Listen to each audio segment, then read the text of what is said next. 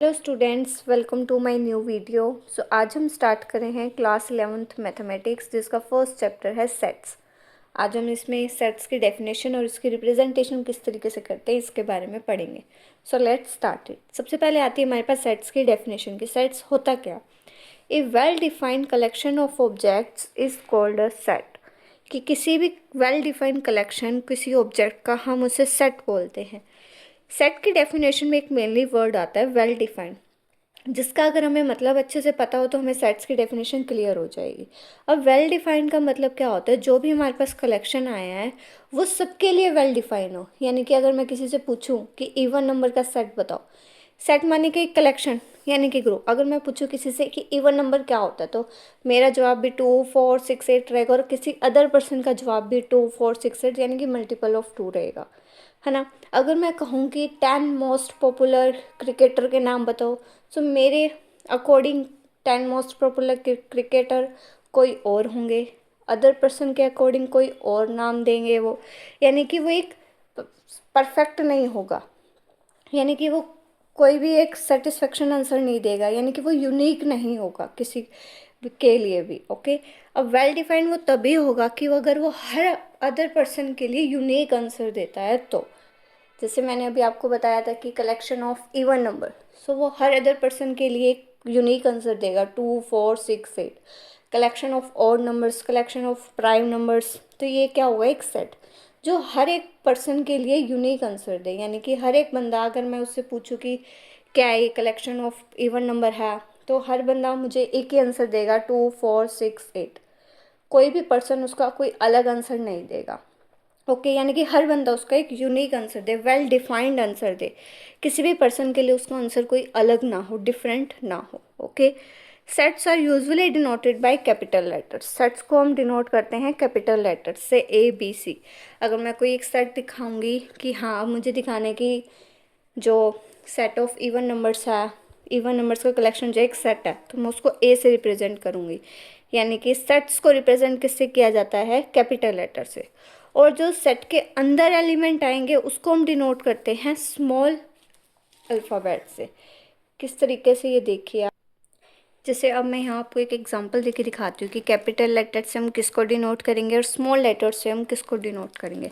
अब अगर मैं कहूँ कि सेट ऑफ इवन नंबर बनाना, मुझे सेट ऑफ इवन नंबर, तो सेट है इवन नंबर का, एक सेट आएगा, मैंने उसको जनरली रिप्रेजेंट कर दिया ए से। और उस सेट के अंदर एलिमेंट जो आएंगे वो क्या होंगे? 2 4 6 8 up to so on. Sets की ये रिप्रेजेंट होती है कि हम उसे कर्ली ब्रैकेट में क्लोज करते हैं। सेट्स की ये रिप्रेजेंट है कि हम उसे कर्ली ब्रैकेट में क्लोज करते हैं। जो सेट है उसको हम कैपिटल लेटर से डिनोट करेंगे। ये सेट के अंदर के एलिमेंट्स है, ये एलिमेंट्स है सेट के अंदर के, हम इनको स्मॉल लेटर से डिनोट करेंगे। हम इनको स्मॉल लेटर से डिनोट करेंगे। ओके। नेक्स्ट पॉइंट आता है हमारे पास, if A is an element of a set A. अगर कोई एक सेट ए है, उसका एक ए एलिमेंट है, तो हम कहेंगे कि वो ए जो है वो बिलोंग्स करता है ए में। The word belongs to denoted by the Greek symbol epsilon. जो बिलोंग्स टू का वर्ड होता है उसे हम इस तरीके से डिनोट करते हैं, जिसको हम एप्सिलॉन बोलते हैं। ओके। इसका भी एक एग्जांपल देखिए। जैसे मैंने ये एक सेट लिया ए, अब मुझे ये दिखाना है कि टू जो है किस में बिलोंग, टू ए में आ रहा है। बिलोंग्स का मतलब है कि वो एलिमेंट उस सेट में प्रेजेंट है, तो मैं इधर लिख सकती हूँ कि टू जो है वो बिलोंग्स करता है ए में। क्योंकि टू बिलोंग्स ए में क्या मतलब है इस चीज़ का कि टू एलिमेंट जो है वो ए में प्रेजेंट है। 4 बिलोंग्स करता है ए से, सिमिलरली 6 बिलोंग करता है ए से। अब अगर कोई एलिमेंट इसके अंदर प्रेजेंट नहीं है तो हम उसकी रिप्रेजेंटेशन किस तरीके से करेंगे? As like this. जैसे 1 इसमें प्रेजेंट नहीं है तो 1 doesn't belongs to A. Epsilon लगा के ऊपर ऐसे क्रॉस का निशान लगा देंगे, जिससे हमें पता चलेगा कि 1 ए में बिलोंग नहीं करता।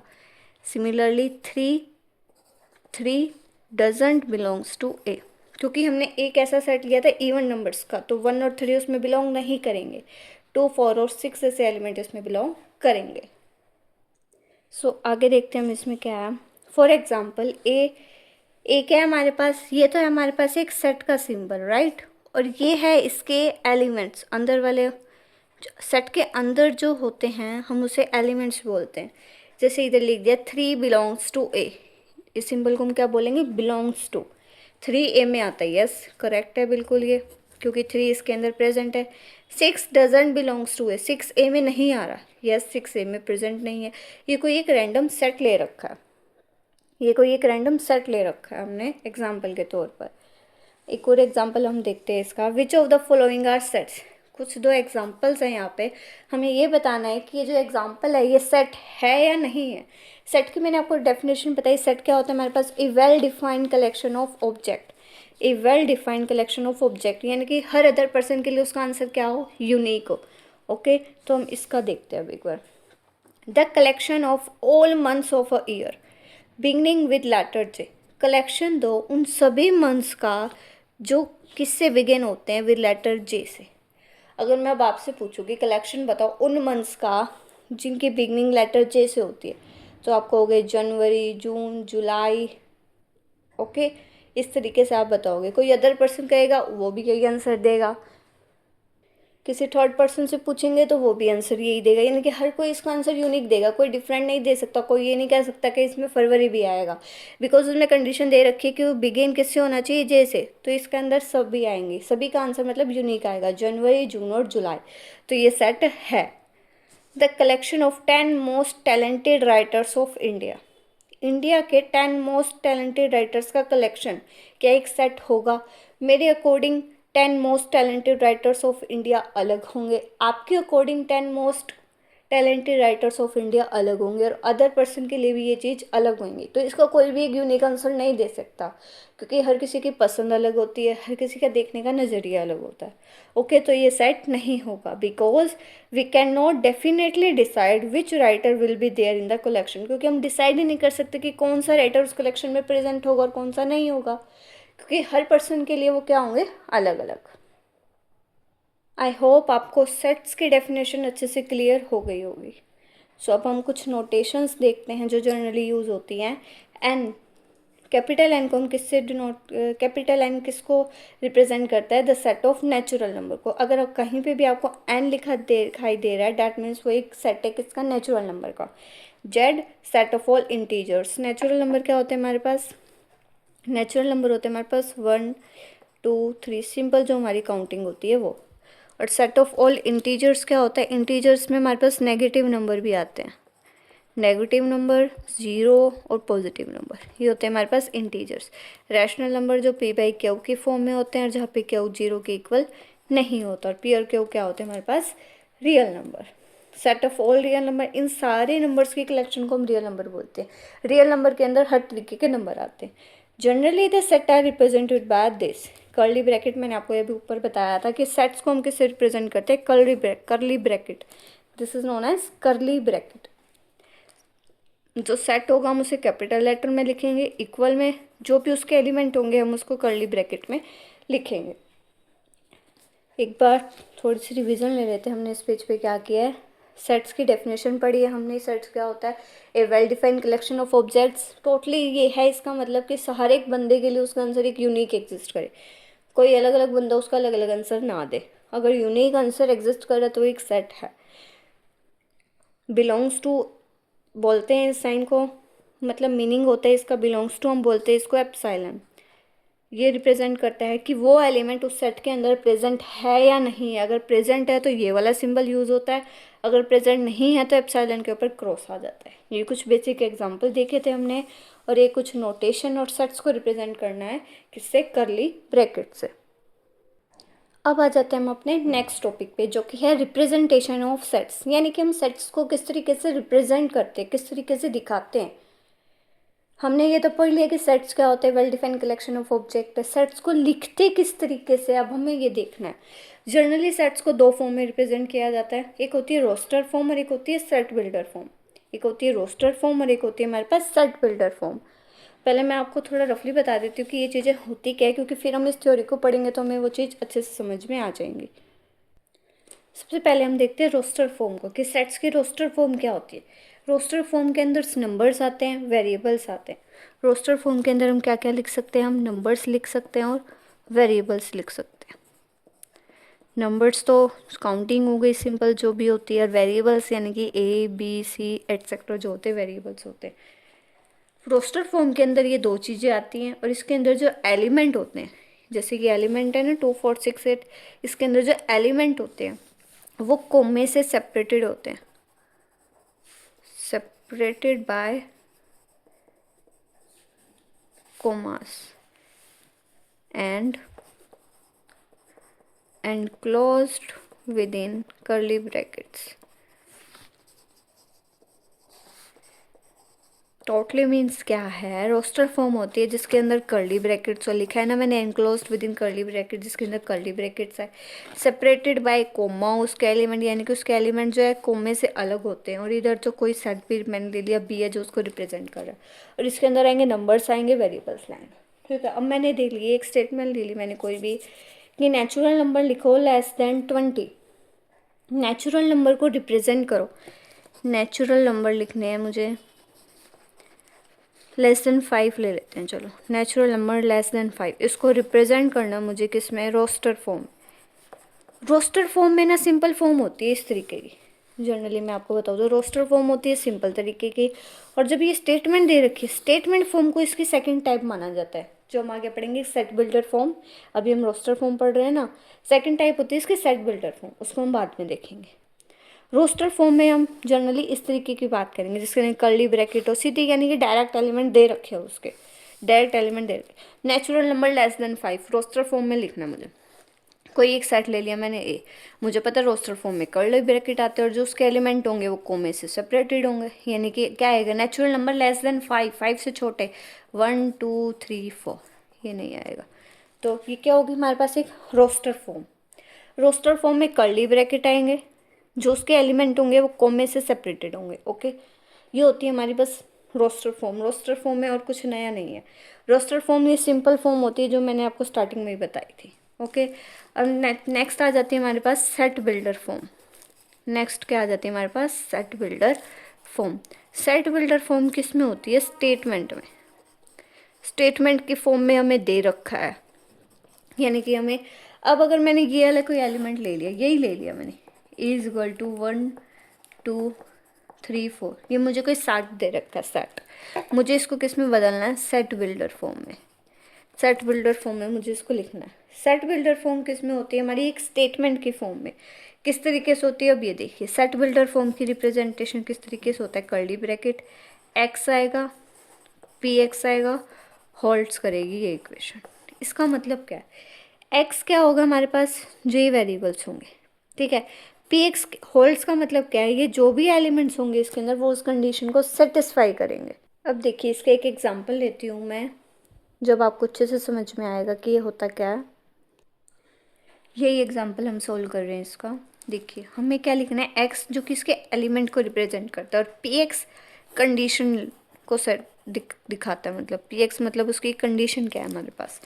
तो हमने इसी सेट को हम सोल्व कर रहे हैं, ए इज इक्वल टू 1 2 3 4, ये हमें गिवन है। ओके, मुझे इसको बदलना है सेट बिल्डर फॉर्म में,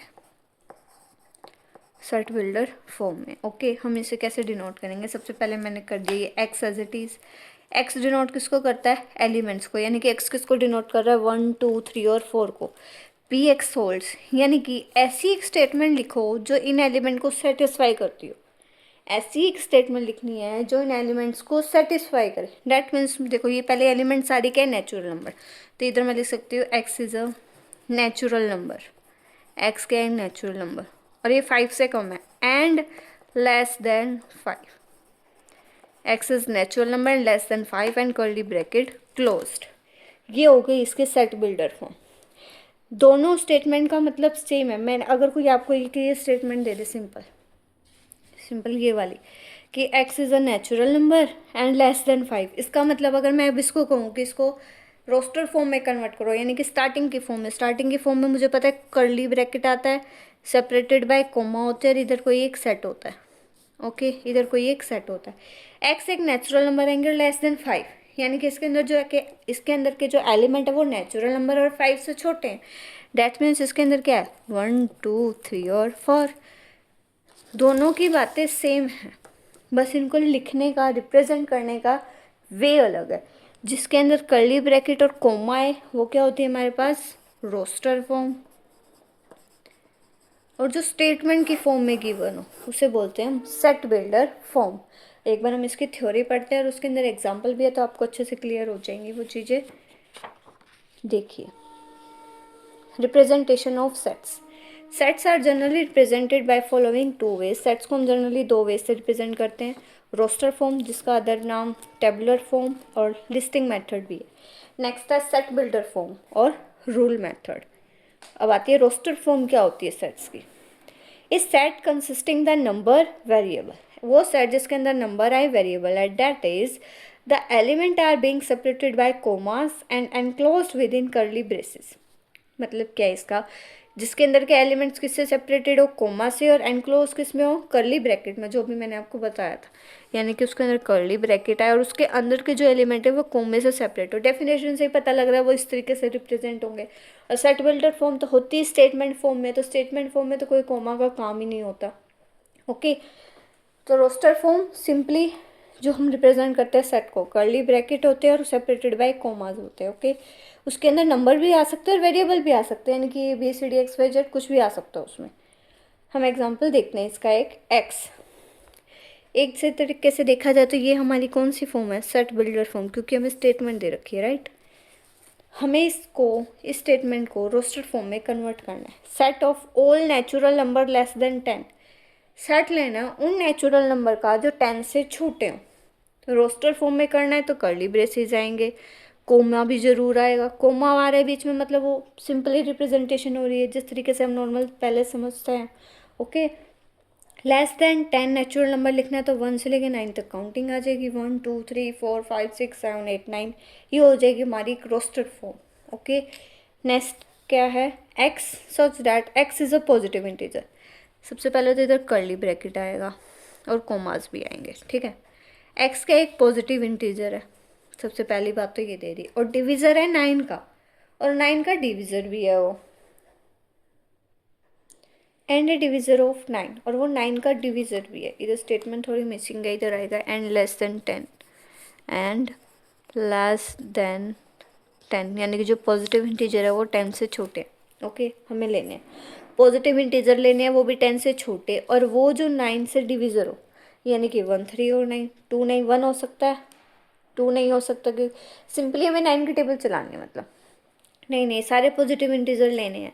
पॉजिटिव इंटीजर मीन्स क्या होंगे, 1 2 3 4 5 6 अप टू सोन जो भी आएंगे। अब इनमें से जो भी 9 का डिवीज़र है वो लिखना है यहाँ पे। 1 तो होता ही है, 3 हो जाएगा 9 का डिवीज़र, 9 हो जाएगा इसी तरीके से। लेकिन लेस देन 10 बोला तो हमने 10 से छोटे ही लेने हैं, नहीं तो आगे इसमें 27 भी आ जाता, 36 भी आ जाता, 45 भी आ जाता, इस तरीके से हमारे पास और भी आ जाते। तो ये हमारे पास एक रोस्टर फॉर्म आ गई इसकी। नेक्स्ट है right the set of all natural number X such that 4x + 9 less than 50 in roster form. हमें कोई एक सेट लिखाना है नेचुरल नंबर का, एक्स, जहाँ पे एक्स क्या है हमारे पास एक नेचुरल नंबर, ये जो एक्स है वो क्या है, नेचुरल नंबर, इसको रोस्टर फॉर्म में लिखना है। तो सिंपली पहले मुझे एक्स की वैल्यू निकालनी पड़ेगी। तो 4x + 9 लेस देन 50 है, 9 को उधर लेके तो माइनस में चला गया हो, क्योंकि प्लस का था तो इधर आके माइनस का, माइनस कर क्या है 41, 4 इधर मल्टीप्लाई में तो उधर डिवाइड में चला गया, यानी कि एक्स की वैल्यू किससे छोटी है, 10.25 से। यानी कि एक्स की वैल्यू 10.25 से छोटी है, यानी कि 10 से छोटे जितने भी एलिमेंट्स हैं वो इसके अंदर क्या है, प्रेजेंट, और सारे नेचुरल नंबर है, यानी कि हमें सारे लेने हैं। वो 10.25 से छोटे ले लिए, 1 2 3 4 5 6 7 8 9 10, ऑफकोर्स 10.25 से तो छोटा ही है 10। ओके, जीरो हमने क्यों नहीं लिया, हम जीरो भी ले सकते थे, वो भी 10 से छोटा है, लेकिन इसने बोला है कि वो नेचुरल नंबर है ना, होल नंबर बोलता तो हम जीरो भी लेते। Okay, roster form I think आपको अच्छे से समझ में आ गई होगी। सिंपल फॉर्म होती है जिसके अंदर हम ब्रेसेस का यूज़ करते हैं और कोमा का यूज़ करते हैं। ये दो चीज़ याद रखिए आप बस, ब्रेसेस आएंगे कोमा आएंगे तो मतलब वो सिंपल फॉर्म, हमें उसके अंदर एलिमेंट्स ढूंढने कि उसके अंदर एलिमेंट्स क्या आएंगे। जो स्टेटमेंट दे रखी है उसका एक एक वर्ड देखिए कि पॉजिटिव इंटीजर है या नेचुरल नंबर है, डिविजर है किसी चीज़ का, इन सबको देखते हुए हम अपनी रोस्टर फॉर्म बना लेंगे। सो सेकेंड फॉर्म आती है हमारे पास set builder form. If in this chart is described by X such that P X hold, X मतलब जो एलिमेंट है और एलिमेंट से रिलेटेड हमें एक ऐसी कंडीशन लिखनी है जो उस एलिमेंट्स को सेटिस्फाई करे। एक्स किसको रिप्रेजेंट करता है? एलिमेंट्स को। पी एक्स क्या है? पी एक्स होल्स का मतलब है हमें एक ऐसी स्टेटमेंट लिखनी है जो उन एलिमेंट्स को वो सेटिस्फाई करे। अगर मान लो मुझे सेट में दे रखा है, इधर से ये दे रखा है मुझे, एक्स तो क्या हो गया उधर, ये एलिमेंट्स, और पी एक्स के अंदर मैं क्या लिख सकती हूँ? एक ऐसी स्टेटमेंट लिखो जो इन सबको सेटिस्फाई करे। एक्स क्या होगा जहाँ पे? एक्स ये नेचुरल नंबर है सारे, तो x is natural number and less than 11। Less than 11, 11 से छोटे लिखेंगे ना। अगर मैं 10 से छोटे लिखूंगी तो उसमें 10 भी नहीं आएगा, बट इसमें 10 प्रेजेंट है, तो x is a natural number and less than 11, तो उसकी स्टेटमेंट ये हो जाएगी। ओके, एग्जाम्पल देखते हैं हम इसका। X such that x is a vowel in English alphabet. X एक एलिमेंट को रिप्रेजेंट करते और ये एक स्टेटमेंट दे रखी कि एक्स क्या एक वोवल है इंग्लिश अल्फ़ाबेट में। एक्स क्या है हमारे पास? वोवल है इंग्लिश अल्फ़ाबेट में, तो इसका आंसर क्या होगा? अगर यानी कि मैं इसको रोस्टर फॉर्म में कन्वर्ट करना चाहूँ तो क्या होगा? रोस्टर फॉर्म ए आ जाएगा इधर, क्योंकि सेट इधर ए है, कर्ली ब्रैकेट्स आते हैं उसके अंदर, ओके, और सेपरेटेड बाय कोमास होते हैं, हमें पता है। एक्स क्या है? एलिमेंट्स इसके अंदर के। कंडीशन क्या है? एक्स जो वो वोवल होना चाहिए, तो वोवल के लिए क्या आ जाएगा? ए ई आई ओ एंड यू, तो ये हो गई हमारे पास इसकी रोस्टर फॉर्म सिंपली। ओके, दोनों का मतलब सेम है, लेकिन उनको लिखने का, रिप्रेजेंटेशन करने का वे अलग है बस। ये होती है हमारे पास रोस्टर फॉर्म, और ये होती है इसकी set builder form. Set builder form में हमें एलिमेंट्स को ढूंढना पड़ता है कि ये स्टेटमेंट क्या है, क्या रहेगी, इसके अंदर कौन कौन से एलिमेंट प्रेजेंट होंगे। ओके, जैसे इसने बोला है एक्स तो हो गए इसके अंदर के एलिमेंट्स, और एलिमेंट्स होने कैसे चाहिए? एलिमेंट्स तो हम कुछ भी रख सकते हैं, बट एक वही बात है, सेट्स का आंसर एक यूनिक होता है कि अगर मैं इस स्टेटमेंट को देखूँ तो मेरा भी आंसर सेम है और आपका भी आंसर सेम है। अगर वो आंसर सेम नहीं आ रहा, that means it is not a set. Okay, अब अगर मैं इसका देखूंगी एक्स जब वोवल है तो मेरा आंसर क्या है? तो आप वोवल कहोगे, आप ही नहीं 5 अल्फ़ाबेट्स को कहोगे, तो ये एक सेट है। ओके, ये इसकी सेट बिल्डर फॉर्म है और ये इसकी रोस्टर फॉर्म है। अगर आप इसके कुछ क्वेश्चंस करेंगे जो एनसीईआरटी में हैं तो आपको ये अच्छे से क्लियर हो जाएगा। ओके, थोड़े से रूल देख लेते हैं हम कि इनको लिखते कैसे। बाय द वे आपको आई थिंक समझ में आ गया होगा कि सेट बिल्डर फॉर्म में हम कैसे लिखते हैं, बट फिर भी एक बार हम इसका वर्किंग रूल देख लेते हैं। Okay, step 1, describe the elements of the set by using a symbol x और एनी अदर सिंबल। डिस्क्राइब करो सेट के अंदर के जो एलिमेंट है उसको किसी सिंबल से डिस्क्राइब करो। जैसे अब ये था सेट बिल्डर फॉर्म, ये है हमारे पास, हम इसी को लेके चलते हैं। ओके, ये है हमारे पास कोई स्टेटमेंट। फर्स्ट रूल क्या था? डिस्क्राइब करो element of set by using a symbol x, यानी कि जो उसके एलिमेंट है सेट के उसको किसी सिंबल से रिप्रेजेंट करो। मैंने ए ई आई ओ यू को एक्स से हम वाई से रिप्रेजेंट कर देते, किसी से भी कर सकते हैं, रिप्रेजेंट कर दिया। ओके, फर्स्ट पार्ट स्टेप हमारा यहाँ पे ख़त्म होता है। क्या करना है हमें उसके अंदर? जिसके भी एलिमेंट्स उसको एक नाम दे देना वाई, इनसे अलग। ओके, सेकंड स्टेप हमारे पास क्या कहता है? राइट द सिंबल कोलन, उसके बाद कोलन का सिंबल लगाओ। Step 3, right the characteristic property possessed by the elements of the set. जो सेट के एलिमेंट है उसकी एक ऐसी प्रॉपर्टी लिखो जो सेट के एलिमेंट को सेटिस्फाई करती हो। अब मैं इसकी क्या प्रॉपर्टी बना सकती हूँ? मुझे दिख रहा है ए ई आई ओ यू क्या है? वोवल्स है इंग्लिश अल्फ़ाबेट के, यानी कि वाई, वाई के एलिमेंट तो वाई पे ही लगेगी। Y is a vowel of English alphabet. Y is a vowel of English alphabet, और कर्ली ब्रेसेस तो आते ही है। Okay, step 4, enclose the whole description within curly braces. Enclose कर दो जो भी डिस्क्रिप्शन की हमने उसको होल कर्ल ब्रेसेस में। ओके, इजी है, बिल्कुल भी मुश्किल नहीं है, बस उसकी कैरेक्टरिस्टिक प्रॉपर्टी हमें पहचाननी पड़ेगी कि क्या है, और वो भी इजी होती है। अगर आप इसके कुछ एग्जांपल्स करोगे तो आपको वो अच्छे से पता चल जाएगा कि वो क्या प्रॉपर्टी को सेटिस्फाई करती है। एक एग्जांपल देखते हैं, हमें दे रखा है सेट 5 10 15 20।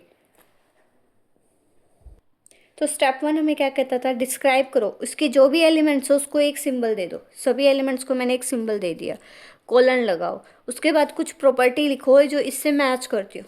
देखो आंसर ना देखना, आप पहले इसको समझना कि 5, 10, 15, 20, मुझे पता है 5 का टेबल चल रहा है, that means multiple of 5। X क्या है यहाँ पे, नेचुरल नंबर भी है, 5 का मल्टीपल भी है, और किससे छोटा है, 21 से, या फिर लेस देन इक्वल टू 20 भी बोल सकते हैं कि 20 से तो छोटा है, लेकिन इक्वल का भी मतलब क्या है कि वो 20 भी है।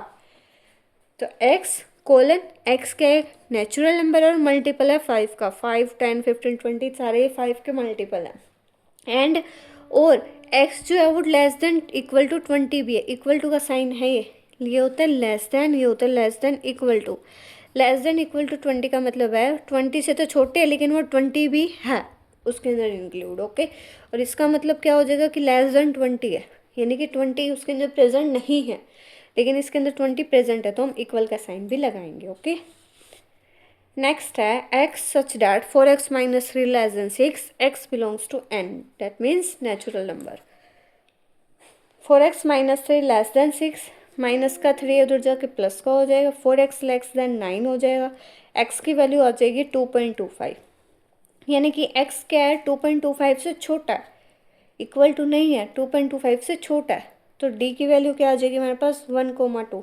मुझे इसको रोस्टर फॉर्म में बदलना था, देखो सेट बिल्डर फॉर्म तो हमें दे रखी है इसकी, मुझे इसको रोस्टर फॉर्म में बदलना था। ओके, अगर आपको डायरेक्ट ये टर्म दे देता किसी सेट्स की, जैसे एक कोई सेट दे दिया 1 2 और कहा इसको सेट बिल्डर फॉर्म में कन्वर्ट करो, तो आपको इन दोनों एलिमेंट्स को मैंने रिप्रेजेंट कर दिया इस तरीके से, और इसकी कोई प्रॉपर्टी लिखनी है, प्रॉपर्टी में इसकी ये भी लिख सकती हूँ, x is natural number and x is less than equal to 2, curly braces, property satisfy कर, x का एक नेचुरल नंबर है और x जो लेस देन इक्वल टू 2 है, सेटिस्फाई कर रहा है, इसको बस एक इक्वेशन के तौर, इनइक्वालिटी के तौर पे लिखा हुआ।